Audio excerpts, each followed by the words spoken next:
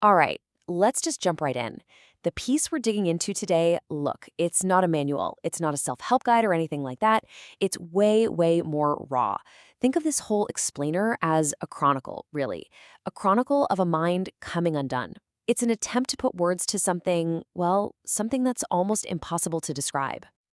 And that quote right there, that is just so crucial to understanding this.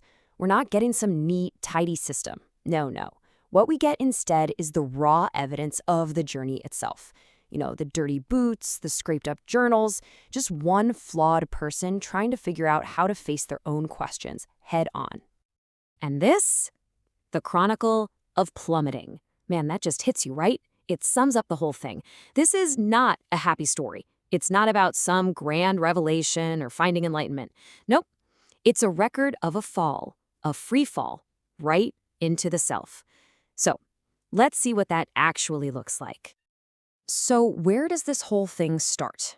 Well, it begins with this really deep, profound feeling of being an outsider, of alienation.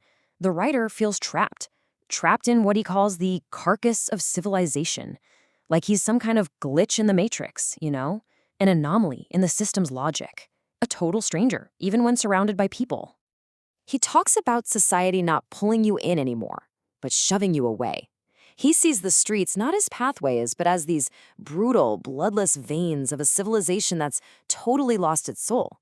And that feeling of rejection, it's intense. It's like he feels the earth itself trying to spit him out, like a piece of bone it just can't digest.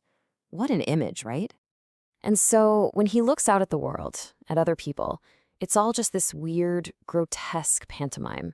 He sees them laughing, but to him, it's just their lips stretching in this hollow impression of joy. Their voices sound empty, weightless. Their words have no gravity, and their faces, they just don't mean anything to him anymore. There's no connection. And this leads to this strange mix of fascination and honestly horror at how normal everyone else seems. He asks, how do they do it? It's like their bodies just obey these rules that he's completely forgotten. They move so easily, so fluidly, without even thinking about it. And that just feels totally alien to him, to his own body that feels like it's falling apart. He just can't get his head around their ease.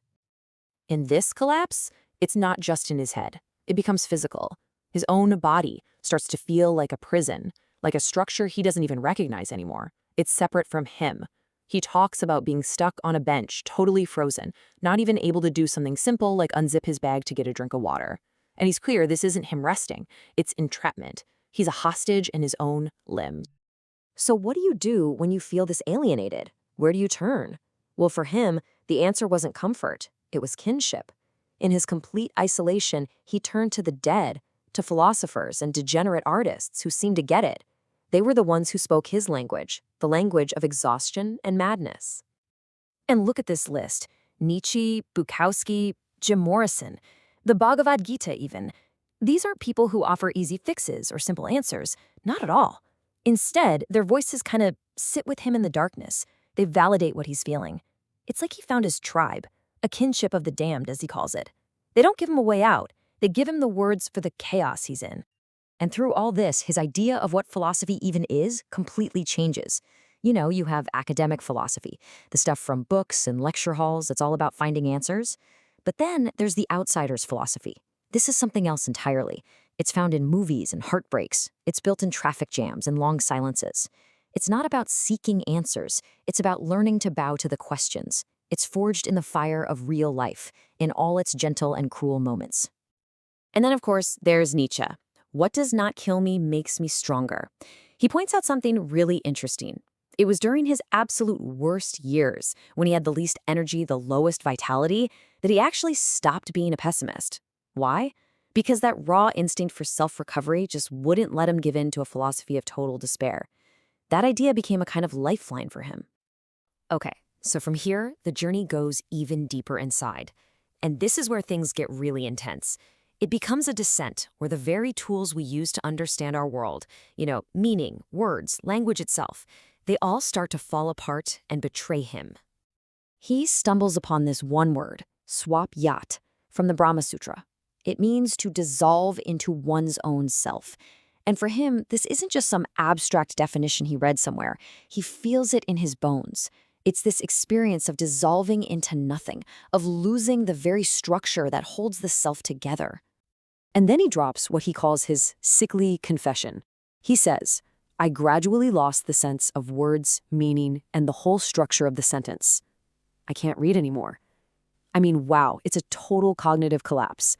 The world that he used to navigate through language just dissolves into this unbearable, meaningless blur. He actually comes up with his own word for this state, a gnosphere. Just try to imagine that for a second. Being trapped in this sphere of knowing, where meaning is just constantly flickering in and out of existence, collapsing and rebuilding itself in a split second. He calls it a madness of perceptual nausea. It's this terrifying, dizzying fall right into the abyss of language. And you see the result of this right here. Something as simple as morning becomes mourning. A basic everyday greeting just completely breaks down. It loses its structure and turns into this fragment of grief. It's literally a mourning for the foundation of his own mind that's been lost. But then, out of that total collapse, something strange starts to happen. A new perspective emerges. He starts to see this pull towards destruction not as some personal failing, but as a kind of higher wisdom. He compares it to a moth being drawn irresistibly to a flame. And he connects this idea, maybe surprisingly, to the Bhagavad Gita. The line says, "You have a right to perform your prescribed duties, but you are not entitled to the fruits of your work." He sees the moth's flight into the flame in the same way. It's an act of pure devotion with no thought of a reward. It's all about the intensity of that one single act, a final moment where, paradoxically, you can feel more alive than you ever have before. So this all points to a huge paradox, right? We're drawn to the brilliant flame, success, love, wisdom, whatever it is. But those very flames carry this massive risk of burning us out, of ruining us. And yet, that destruction might actually be a path to something transcendent. Because it's in those dangerous, all-or-nothing moments that we feel the real passion of being alive. He brings up Van Gogh, whose incredible creative energy cost him his sanity. The fire that guides us can also be the fire that consumes us. Which brings us to the end of this journey. Down at the very bottom of this descent, he doesn't find a cure. There's no magical solution. What he finds instead is something else entirely. A strange and almost terrible clarity. He starts to see himself as Laocoon, the mythical priest who tried to warn his people about the Trojan horse and was punished for it. He feels like their struggles are the same. He feels punished by the gods, not for doing something wrong, but for the one thing you can't be forgiven for, seeing the truth when no one else wants to. And this idea, this truth, it becomes his backbone. He says, "I am not a human. I am the field of suffering." Now that sounds like giving up, but it's not. It's not an admission of defeat. It's a statement about a fundamental state of being. It's the deep ache of the soul, the raw, unfiltered scream of just existing. And this changes how he sees everything. When he looks at the famous statue of Laocoon, at that face contorted in pain, he doesn't just see wrinkles from old age. He sees them as inscriptions of a struggle, like a divine script written in pure agony. And it's in accepting this pain that he finds a way to live without needing the crutch of easy answers or fake optimism. So we end up here with Nietzsche's famous idea, he who has a why to live for can bear almost any how. But this whole journey flips that on its head. It asks, what if the why is the suffering itself? It suggests that maybe, just maybe, meaning isn't found by running away from suffering, but by turning around and facing it head on.